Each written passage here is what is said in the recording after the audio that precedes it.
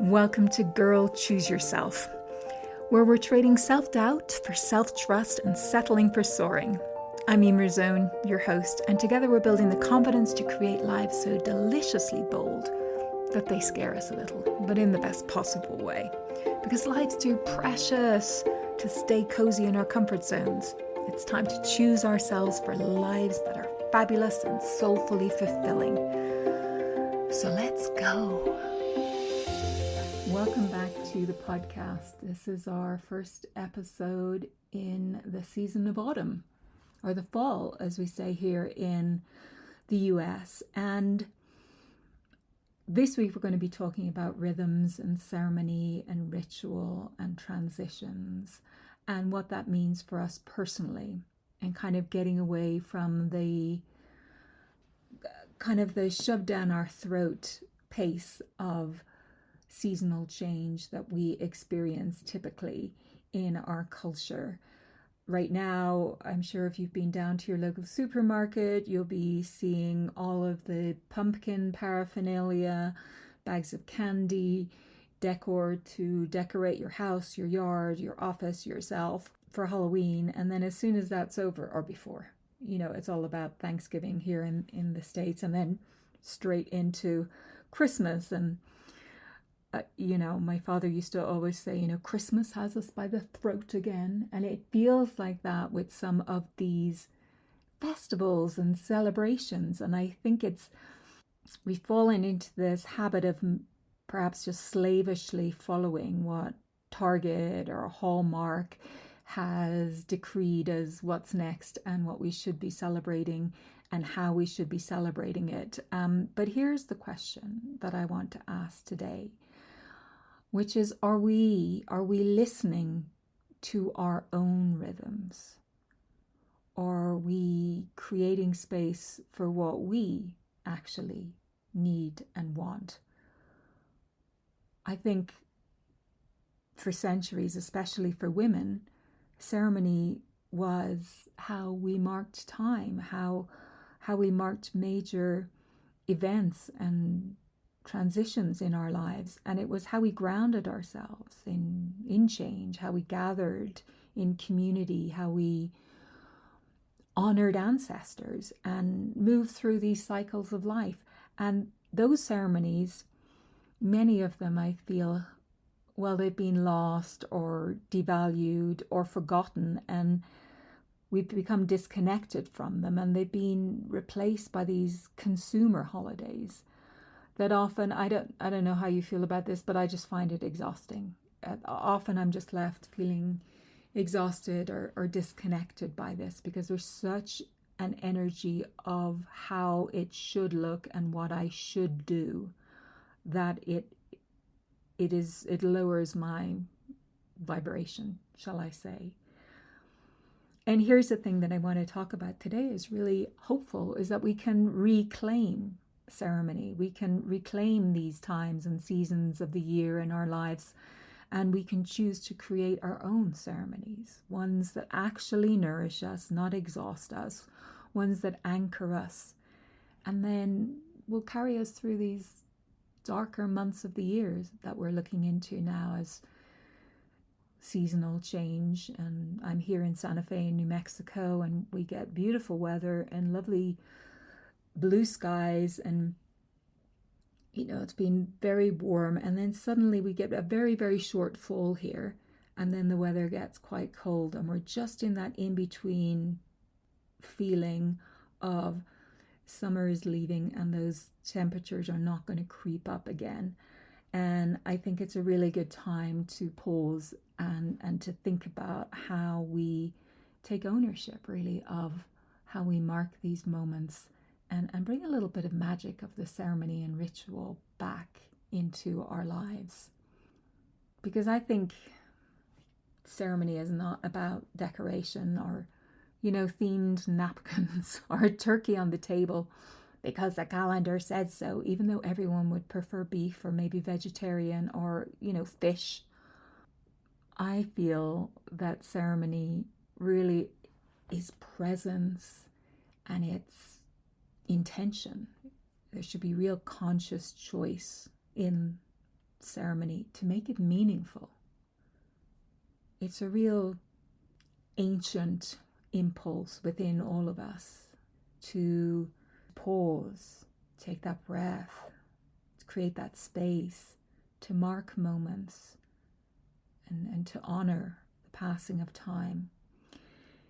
And for women, ceremonies were often times where we had a lot of power, and women led seasonal rituals, fertility festivals, harvest feasts, and ceremonies to honor ancestors. And when those traditions were devalued or erased, as many ceremonies or festivals that were female-centric were, we really lost something quite valuable and vital for us. And that was a chance to gather, to connect deeply and feel seen. And I guess to metabolize change together in a uniquely feminine way. So I want to talk about learning from our past, first of all, because when I think about ceremony and ritual, when I particularly want to look into that sense of connection, community, and belonging from a female perspective, I find that I have to look into that. It doesn't naturally come to mind. So let's look at what women once did and then think about what we might be able to borrow from the past or take inspiration from that might feel that it would serve us today. And I want to share first about the Celts. The Celts at Mabon, the autumn equinox, when day and night are equal. It's sort of a really magical time. And the Celts built altars to mark this time, and they put apples and acorns on these altars. They gave thanks for the harvest. They created ceremony around releasing what no longer served before entering into those darker months. It's really about that balance, kind of mirroring that equinox, that night and day being almost equal. And with that balance where you have gratitude for the harvest in one hand and then letting go in the other, beautiful opportunities there in that messaging to think about what might we create there that might be meaningful at this time of year, a letting go and a gratitude. And then maybe take inspiration from the Greek women at Thesmophoria, which was a secret women-only festival. I totally love the idea of this. Female secret societies. Yes, I want to join. So they had this secret women-only festival of Demeter and Persephone, and married women, it was only for married women, camped together away from the men, and they fasted. Not a huge fan of that, but I know it's very healthy for me. So fasting, grieving, planting, calling forth renewal, just this wonderful female energy together. And obviously they were sort of quite secretive, so we don't know all of the magical things that would have taken place during these festivals, but we can create our new festivals in this way. And for these Greek women, it was very much a patriarchal culture, surprise, surprise, and this gave the women this rare, very rare autonomous space where they created what happened, where they controlled what happened. It was female defined and engaged with amongst women, and it was ceremony as power, female power, and as solidarity and connection. So an attractive idea there, I think, as well, for many women who are looking to connect more into their feminine power, I guess, and to find that more in connection and belonging within a group of women. And then there are the Bribri women of Costa Rica, who are the keepers of the cacao ceremonies. You hear a lot about cacao ceremonies now, and in these ceremonies, only women would prepare this sacred cacao drink, which was seen as medicine for the spiritual side of ourselves, and also a way to mark important transitions.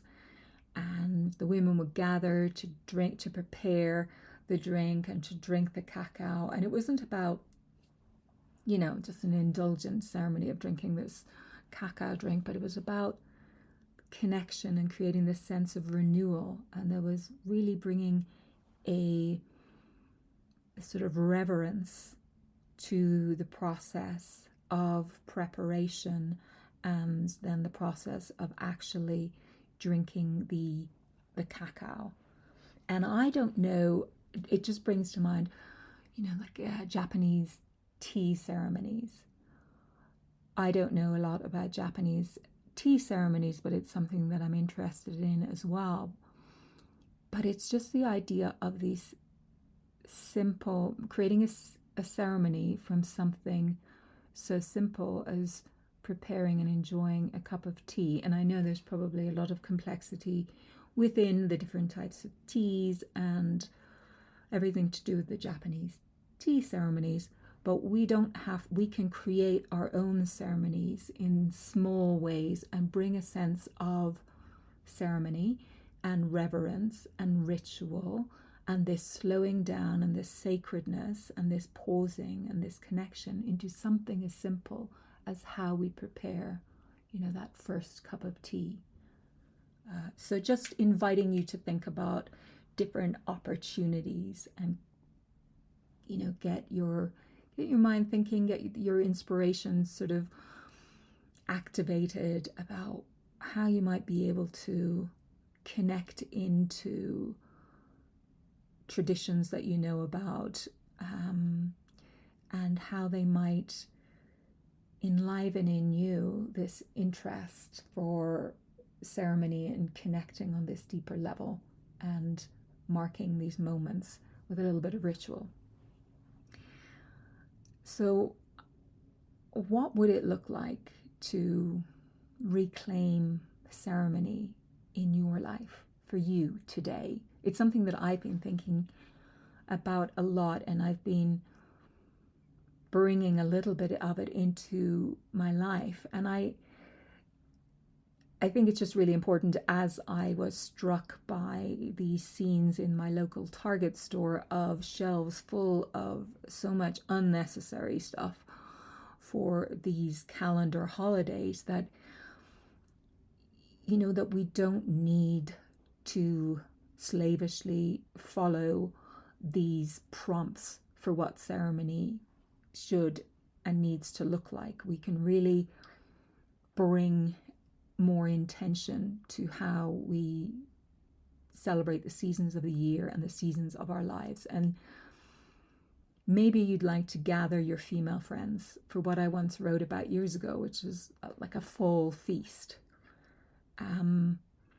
I wrote a little blog post about it because it was something that I really felt like doing, and then I did create a fall feast and invited female friends. And for me, the Thanksgiving, first of all, is an American and a Canadian thing, and I just felt, well, having a feast at this time of year and making it special is something that you don't need Thanksgiving to do, and you don't need anybody else to prescribe what the menu should be.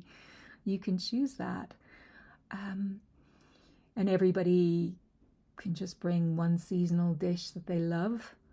You sit around a table, big or small. It's, you don't feel like you have to rent a crowd if it's your closest friend or one or two friends, or whether it's a table of 12, whatever, and you just kind of share with each other these dishes, and also maybe sharing what you're grateful for the year so far and what you want to let go of as you enter into the darker months of the fall and winter seasons. You might like to add in some element of ritual in sort of acknowledging important ancestors, the women from your past who've come before you in your lineage. You might like to light candles. You could also, write down the things that you're going to let go of and maybe burn them. There's all sorts of possibilities, and you get to create them and you get to decide.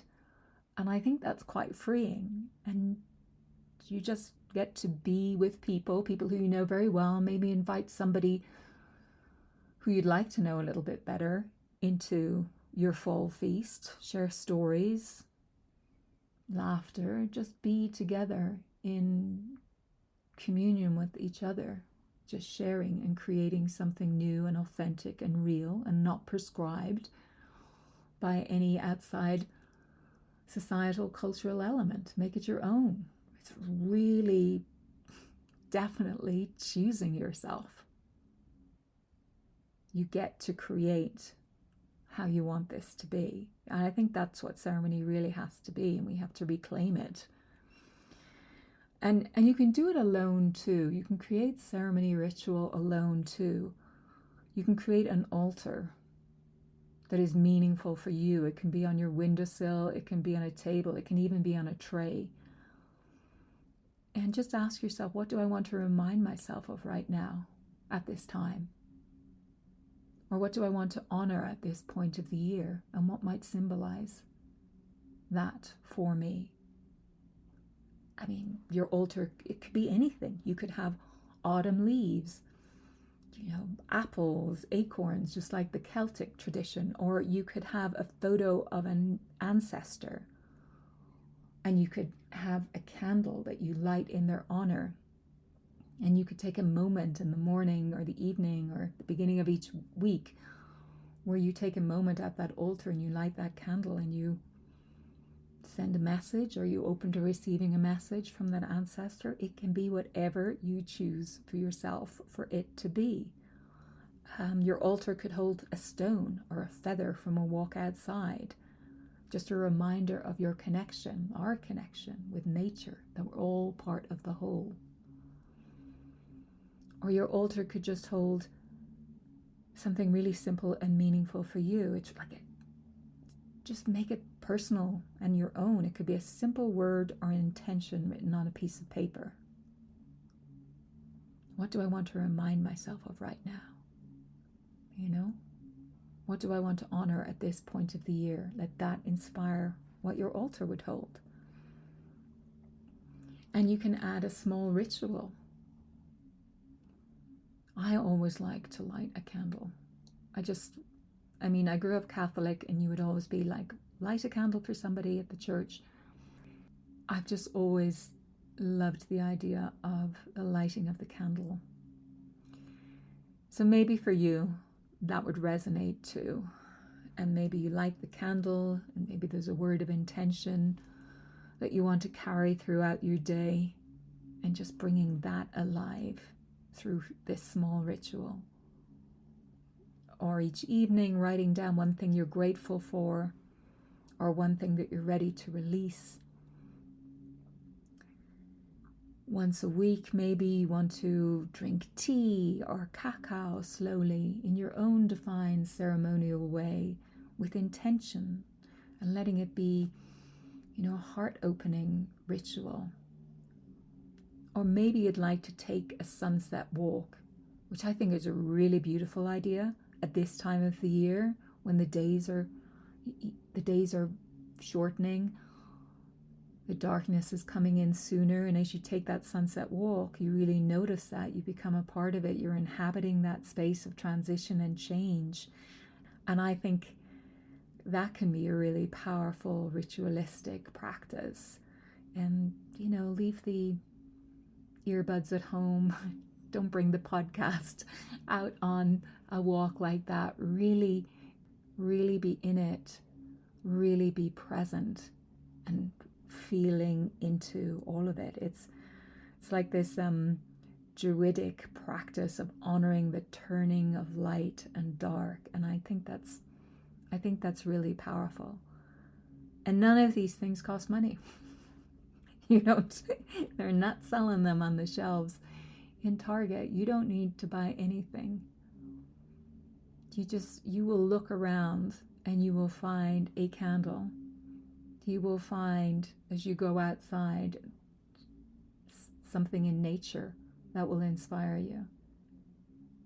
You have everything that you need already to create this. All it costs is your attention.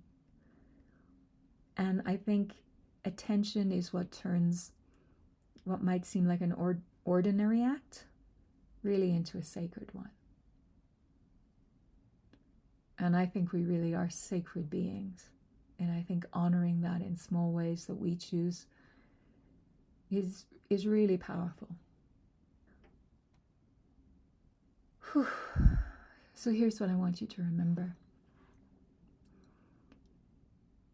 A ceremony is yours to reclaim. You don't need a store-bought holiday to tell you when to gather or what to celebrate. You get to choose that yourself.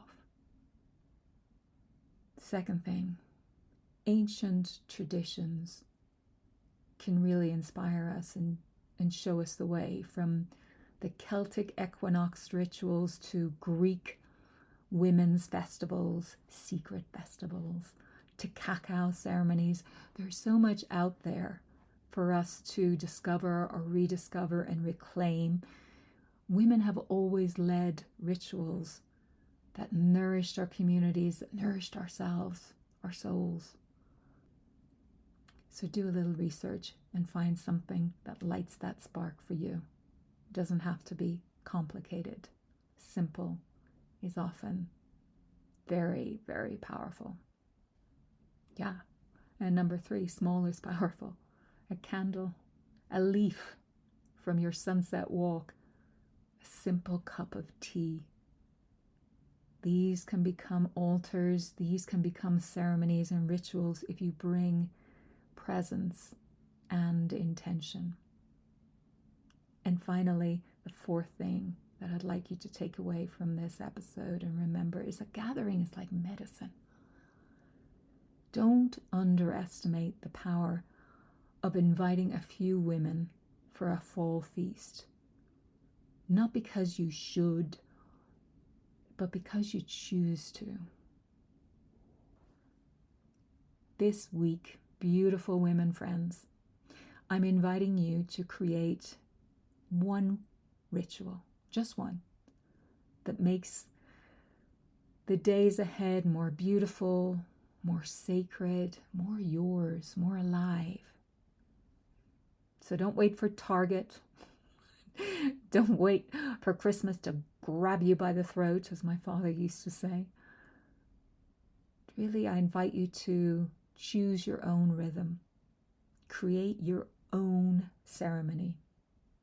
This is how we reclaim the true magic of the seasons, not the worn out, oversold plastic stuff that's sold to us in every department store, but the true magic of the seasons and how we really reclaim ourselves in the process too. So until next time, be well, go gently. You're amazing. Bye. Thanks so much for tuning into the episode this week. I hope you got a lot out of it, and if you did, please share it with somebody who you feel would benefit. And leave a review. Always greatly appreciated. Lots of free and paid resources to take things a step further. You can find those in the show notes. And hey, if nobody has told you this yet today, you are amazing, and the world is a far more beautiful place because you're here with us all. Stay cool. Bye.